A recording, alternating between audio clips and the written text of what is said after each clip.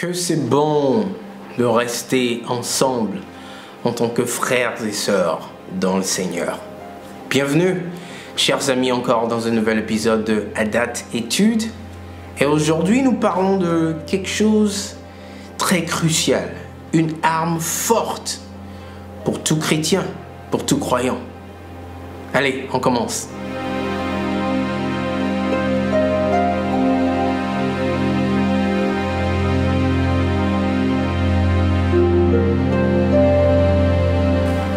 Une fois de plus, bienvenue dans une toute nouvelle émission, une toute nouvelle vidéo de Adat Études. Et nous allons nous intéresser à un thème très important pour tout chrétien en tout cas. Et aujourd'hui, nous parlons de, bien entendu, la prière dans la vie du chrétien. Une fois de plus, notre thème, c'est la prière dans la vie du chrétien. Alors, prier, c'est très important. Prier, comme vous le savez, c'est communiquer avec Dieu. Prier, c'est faire connaître ses besoins, ses supplications au Seigneur. Prier fait beaucoup de choses. Et un chrétien ne peut pas vivre sans prier. Alors, nous allons toucher à quelques points pour vraiment comprendre la place de la prière dans la vie du chrétien. Alors, tout de suite, je vous propose de parler en fait de comment prier, c'est-à-dire que les critères de la prière. Parce qu'on parle des prières qui sont efficaces, hein, parce qu'il y a plein de prières qui ne sont pas efficaces. C'est pas ça qui nous intéresse. Ce qui nous intéresse, c'est de prier d'une manière efficace, de prier d'une manière à recevoir des réponses de la part de Dieu. C'est ça qu'on appelle des prières efficaces. Donc, 1 Jean nous en parle. 1 Jean chapitre 5. Tournez avec moi, mes chers amis. Le livre de 1 Jean chapitre 5. Les versets 14 et 15. 1 Jean 5, 14 et 15. La parole de l'Éternel dit: nous avons auprès de lui cette assurance. Auprès de qui? Auprès de Dieu, cette assurance, que si nous demandons quelque chose selon sa volonté, il nous écoute. Et si nous savons qu'il nous écoute, quelque chose que nous demandions, nous savons que nous possédons la chose que nous lui avons demandé. Alléluia. Cette parole est puissante. Alors tout à l'heure, je parlais bien du critère qui nous permet de prier avec efficacité.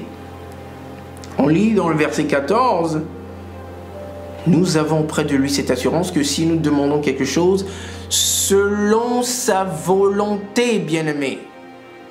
Alors tout de suite, nous comprenons que prier d'une manière effective veut dire demander ce qu'on aimerait demander au Seigneur, mais selon sa volonté. Donc, comment demander selon la volonté du Seigneur sans connaître sa volonté? Il faut que nous connaissions la volonté de notre Seigneur d'abord. Et une fois que nous connaissons sa volonté, nous pouvons nous assurer que nous demandons, bien nous prions et nous demandons des choses selon sa volonté. C'est-à-dire que nous demandons des choses qui se trouvent dans sa volonté, pas en dehors de sa volonté. Il y a des choses que Dieu veut, il y a des choses qu'il ne veut pas. Alors, il faille que nous connaissions d'abord les choses que Dieu veut. Et une fois qu'on connaît ça, on peut demander ce qu'on veut demander, pourvu que c'est inclus dans ce qu'il veut. Et là, nous avons cette assurance qu'il va nous répondre. Amen. Quand on prie, il y a un état d'esprit dans lequel on doit être. Bien-aimé. On ne peut pas prier dans tout état d'esprit. Il faut qu'on soit disposé, il faut qu'on soit dans un état d'esprit précis avant de prier, pour avoir des résultats, bien entendu. Alors, parlons de ça en tournant dans le livre de Job, le chapitre 22. Ok? Job 22, les versets 23 à 27. Ok, si vous y êtes, moi j'y suis également et nous pouvons lire la parole de l'Éternel. Tu seras rétabli si tu reviens au Tout-Puissant, si tu éloignes l'iniquité de ta tente. Jette l'or dans la poussière, l'or d'Ophir parmi les cailloux des torrents, et le Tout-Puissant sera ton or, ton argent, ta richesse. Alors tu feras du Tout-Puissant tes délices, tu élèveras vers Dieu ta face. Tu le prieras, verset 27, et il t'exaucera, et tu accompliras tes vœux. Amen. Nous voyons déjà, à commencer du verset 23, ça donne les étapes à prendre pour être dans cet état d'esprit-là. Tu dois revenir au Tout-Puissant. Tu dois t'éloigner de l'iniquité. Ou bien tu dois éloigner l'iniquité de ta tente. Ok? Et le Tout-Puissant devient ton argent. Ok? Ta richesse. C'est-à-dire que le Seigneur devient ta source de providence. Ok? Et c'est en ce moment, et en ce moment seul, que quand tu élèves ta voix, quand tu pries, le Seigneur t'exauce. Et tu pourras accomplir tes vœux. Que c'est merveilleux, que ça rend la prière efficace, facile en fait. C'est-à-dire que quand nous connaissons les étapes à prendre, quand nous les prenons et quand nous demeurons dans les prescriptions que le Seigneur nous a données, et quand nous nous apprêtons et quand nous commençons à prier, la prière devient efficace, sans forcing. C'est naturellement dans sa volonté et il répond d'une manière si naturelle. Vous connaîtrez la vérité vous affranchira, dit le Seigneur. Alléluia. Alors, tout de suite, vous pouvez me dire, ok, combien de fois faut-il prier? Ça, c'est une bonne question qui revient souvent dans les discussions chrétiennes. Alors, la réponse se trouve dans 1 Thessaloniciens. Ok? On tourne tous ensemble. Au livre de 1 Thessaloniciens. Est-ce que ça se trouve en fait? Jean-Pierre, où se trouve 1 Thessaloniciens? Jean-Pierre, c'est dans le Nouveau Testament quand même. 1 Thessaloniciens chapitre 5, les versets 16 à 18, bien aimés. Ok, nous lisons. Soyez toujours joyeux, priez sans cesse, rendez grâce en toutes choses, car c'est à votre égard la volonté de Dieu en Jésus-Christ. Combien de fois faut-il prier? Verset 17. Priez sans cesse. Alors, c'est combien de fois sans cesse? C'est une fois, 5 fois, 10 fois, 15 fois. C'est tout le temps. Ça ne s'arrête pas. Priez sans cesse. N'oubliez pas, quand on prie, on communique avec Dieu. On parle avec Dieu. Est-ce que vous comptez combien de fois vous parlez à votre épouse, à votre mari, à votre mère, à votre père, à votre frère, à votre soeur? Ça ne se compte pas. Oh, je t'ai parlé 5 fois aujourd'hui, donc je ne te parle plus. Demain, je vais te parler. Ou bien, toi, je t'ai déjà parlé 10 fois, c'est trop aujourd'hui. Donc, je vais te parler demain encore. Non. On se parle à tout bout de champ, sans cesse. Eh bien, c'est pareil, parce que le Seigneur, il est notre Père. C'est notre Seigneur.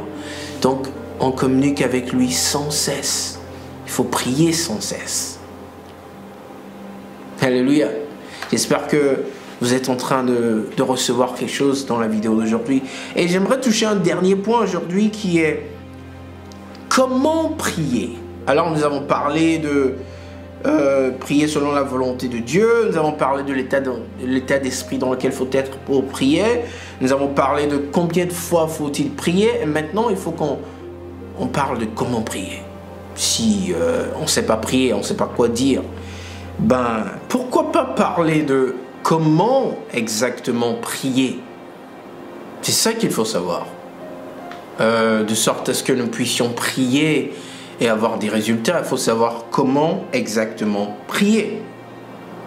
Alors, pour répondre à cette question, nous allons entendre notre Seigneur et Sauveur, Jésus-Christ de Nazareth, nous enseigner la prière dans le livre de Luc, chapitre 11, les versets 1 à 3. Bien-aimés, Luc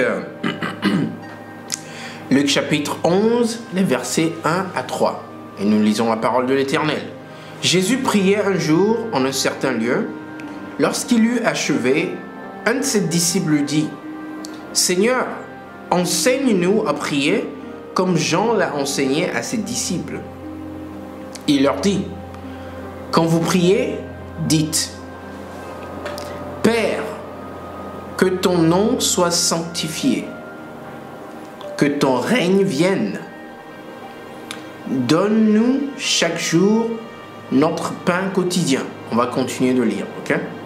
4. Pardonne-nous nos péchés, car nous aussi nous pardonnons à quiconque nous offense, et ne nous induis pas en tentation. Ok? Nous allons nous arrêter là-bas. Ça, c'est un exemple merveilleux de comment prier. Donc, chers frères et sœurs, si vous ne savez pas prier, si c'est peut-être votre première fois ou c'est difficile pour vous de trouver vos mots, référez-vous à Luc 11, les versets 1 à 5. Lisez ça et voyez ce que le Saint-Esprit fait avec vous. Alors, il y a plein de clés qui sont renfermées dans cette prière que le Seigneur Jésus nous apprend, mais ça va prendre 3, 4, 5 épisodes pour en parler. Donc on va s'arrêter là pour se référer à cette prière, pour savoir un peu la formule de la prière. Merci beaucoup de votre attention aujourd'hui. J'espère que vous avez appris quelque chose. Ce fut un plaisir. Mon nom est Jean-Pierre Adjoudi, au cas où j'ai oublié de le dire. Visitez-nous sur notre site internet, s'il vous plaît, et vous allez trouver plein d'autres vidéos, d'autres enseignements, d'autres choses que le Seigneur nous a données pour vous équiper afin que nous puissions marcher avec le Seigneur sur cette terre de la manière dont il désire. Merci beaucoup et on se retrouve dans un nouvel épisode très prochainement de Adat Études. Shalom les frères et sœurs.